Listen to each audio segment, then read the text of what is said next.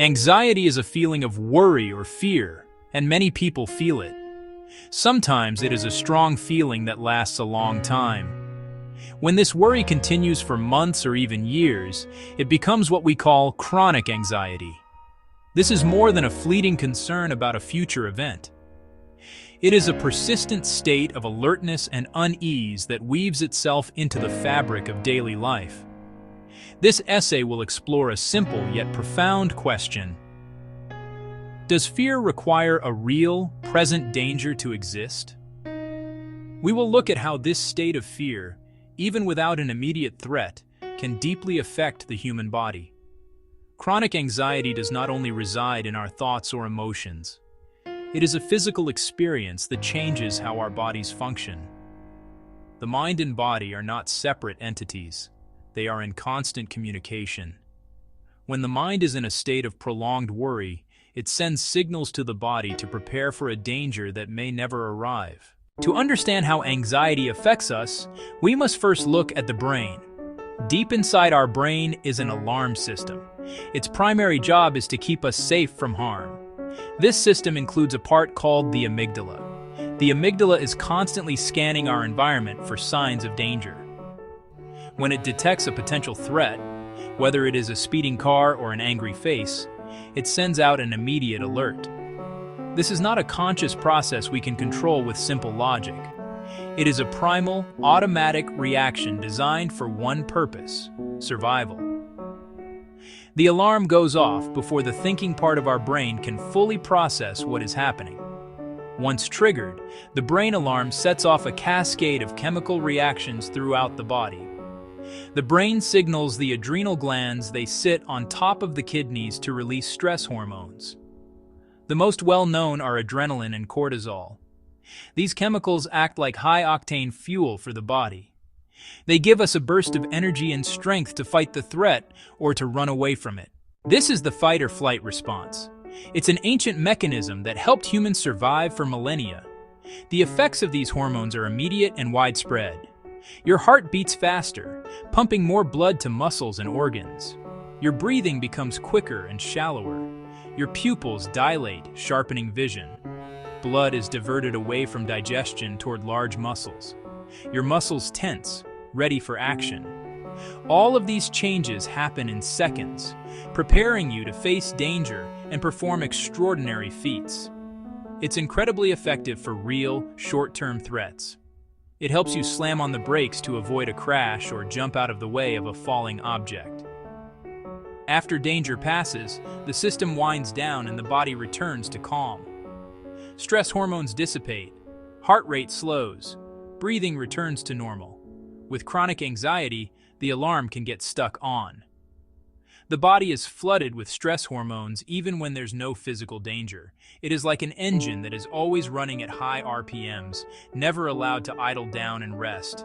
Over time, this sustained state of high alert can lead to significant wear and tear on our physical systems. When the body's alarm system is activated over and over again, it begins to take a toll. One of the first casualties of chronic anxiety is often sleep. The same stress hormones that prepare you for action also make it very difficult for your body and mind to relax and rest. People with chronic anxiety often find it hard to fall asleep, their minds racing with worries. They may also wake up frequently during the night or wake up very early in the morning, feeling unrefreshed. This lack of restorative sleep creates a vicious cycle, as fatigue makes it harder to cope with stress, which in turn makes anxiety worse. The digestive system is also highly sensitive to stress. When the body is in a state of alarm, it diverts resources away from digestion, seeing it as a non-essential activity. This can lead to a host of uncomfortable issues: stomach pain, cramping, nausea, a feeling of being overly full.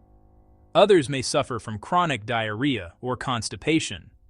The delicate balance of microbes in the gut can be disrupted, affecting not just digestion but also mood and immunity, contributing to conditions like irritable bowel syndrome and other functional disorders. Constant anxiety also means constant muscle tension. When your body is always prepared to fight or flee, your muscles rarely get a chance to fully relax.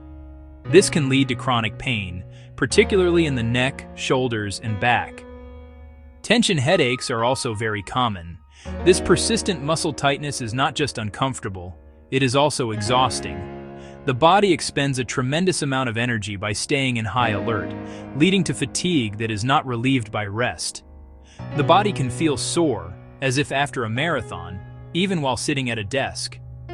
Over the long term, chronic anxiety strains the cardiovascular system with chronically elevated blood pressure, increasing risk of hypertension and heart disease. While short-term stress can briefly boost immunity, long-term cortisol exposure suppresses it, making you more susceptible to colds and flu and slowing wound healing. Section 4. False alarms. Fear without danger. Can fear exist without a real immediate danger? The answer is a clear yes. The brain's alarm system, while brilliant, is not perfect. It can make mistakes, sounding a full-blown alarm with no actual threat present. The feeling of fear is real: racing heart, shallow breath, tense muscles. But the trigger is not a present danger. It is a perceived danger generated by the brain. While the body's alarm system can become overactive, the good news is that we are not powerless. We can learn to send signals of safety back to the brain, helping to calm the system down. One of the most direct ways is changing our breathing. When we are anxious, breathing becomes fast and shallow. Breathe in slowly through your nose for a count of 4. Hold for a moment, then breathe out slowly through your mouth for a count of 6. Repeating this a few times can lower your heart rate and calm your nervous system. Another simple action is to move your body. Movement helps complete the biological cycle. It doesn't have to be strenuous, just a short, brisk walk can be effective. Feel your feet on the ground and your arms moving. This helps release tension and burn off stress hormones. Finally, do not underestimate the power of social connection. Talking with a friend, family member, or therapist can lighten the load. Being heard and understood sends a powerful signal of safety to the brain. These actions, breathing, moving, and connecting, are small, steady steps that retrain the brain and nervous system toward a calmer, more balanced state of being.